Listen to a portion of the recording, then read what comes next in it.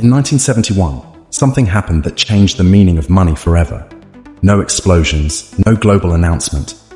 But overnight, the dollar stopped being tied to gold. For thousands of years, money represented something real.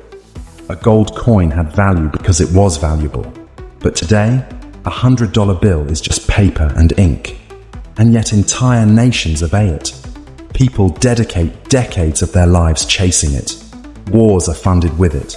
Governments survive because of it. So here's the uncomfortable truth. Modern money is backed by almost nothing tangible.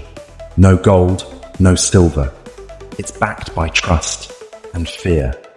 Trust that the system will continue tomorrow. Fear of what happens if it doesn't. Once you understand this illusion, you see the world very differently. Paper money didn't become meaningless overnight. It happened step by step, crisis after crisis. To understand, we need to go back to when money was real. Thousands of years ago, civilizations used gold and silver. Empires rose around them. Kingdoms fought wars for them. Gold became trust itself. If a king issued coins made from pure gold, people accepted them immediately. Not because they trusted the king, but because they trusted the metal. But rulers constantly tried to cheat. Ancient emperors would secretly reduce the gold content. At first, it looked like free money to fund wars and expansion. But eventually, people noticed. Prices rose, confidence fell. The empire became richer in currency, but poorer in value. The pattern had begun. Whenever governments faced impossible debt, they found ways to stretch the meaning of money itself. At first, paper money sounded absurd. Why trade real gold for paper receipts? But banks offered a clever convenience. Instead of carrying heavy gold, people deposited it and received paper certificates. These became easier to trade. Then, banks realized most people would never claim their gold at once. So they began issuing more paper claims than actual gold they held. This was fractional reserve banking. At first, it seemed brilliant. More money meant more loans, more business, and faster economic growth. But the entire system depended on confidence. If fear appeared, the illusion collapsed instantly. That's why bank runs were so terrifying. By the 20th century, governments faced growing debt. Then World War I arrived, and they needed unimaginable amounts of money. Gold reserves were not.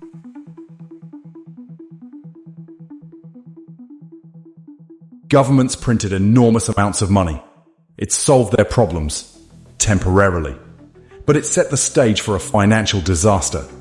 Nowhere was this more catastrophic than in Germany. Life savings became worthless paper. It was a clear warning. When trust in money dies, society starts to break. After WFI, a new system was born. The Bretton Woods Agreement made the US dollar the world's reserve currency, backed by gold. For a while, it worked beautifully. But there was a flaw. The world needed more dollars for trade, but printing more weakened its gold backing. The system's success contained the seeds of its own destruction. Then came the breaking point. In 1971, President Nixon suspended the dollar's convertibility to gold. It was supposed to be temporary. It never returned. We entered a new era. Money was no longer backed by gold, but by government decree, by confidence, by the simple belief that everyone else will accept it. The system gave governments unprecedented power to manage economies.